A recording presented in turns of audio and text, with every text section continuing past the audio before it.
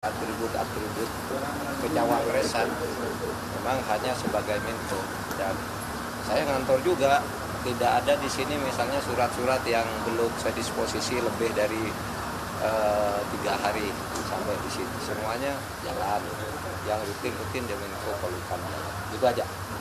Kalau di agenda sejauh ini dari pantauan Kemenko pribadi sepanjang perjalanan pemilu untuk netralitas, apakah ada catatan khusus nggak dari pemilu?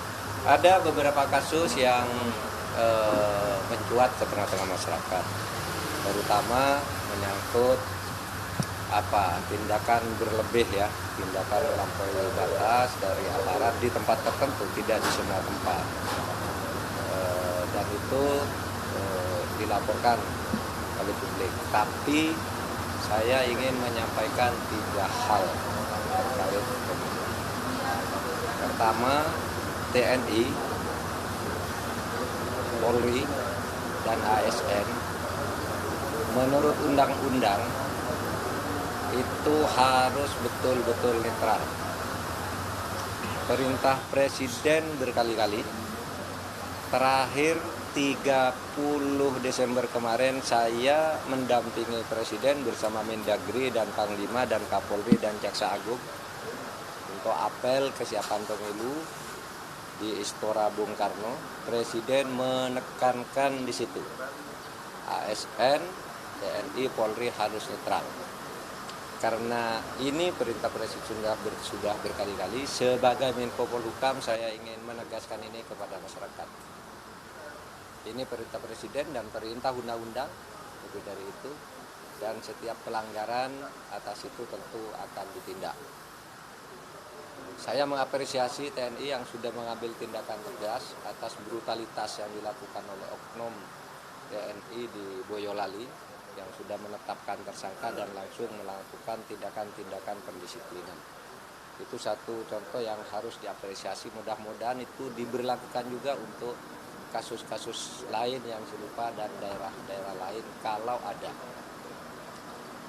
Yang kedua, saya ingin katakan kepada masyarakat, mungkin sekarang ada yang psikologis tidak enak karena berbagai pendekatan, berbagai telepon-telepon yang setengah mengancam dan sebagainya.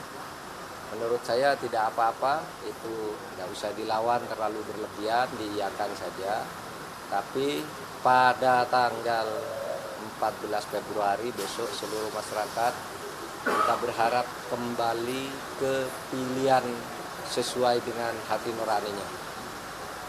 Bukan karena bantuan, bukan karena tekanan, bukan karena intimidasi. Kembali ke hati nuraninya karena 5 tahun ke depan nasib rakyat dan negara ini akan ditentukan oleh sikap rakyat di dalam pemilu. Jadi memilih sesuai dengan ketentuan konstitusi, yaitu bebas. Memilih sendiri langsung, tidak boleh diwakilkan. Lalu semuanya ikut yang memenuhi syarat dan bebas.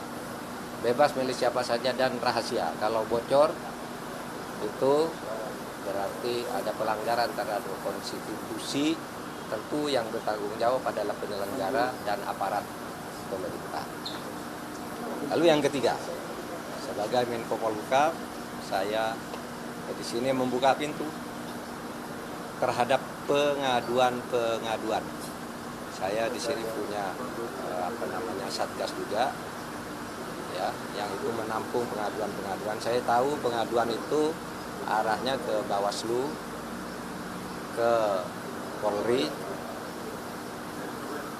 dan ke KPU tentu saja. Nanti cross checknya bisa di sini. Apakah laporan-laporan itu jalan atau tidak, kita akan kontrol di sini di kantor Menko Polhukam, Jalan Merdeka Barat 15 ini. Itu aja. Cukup.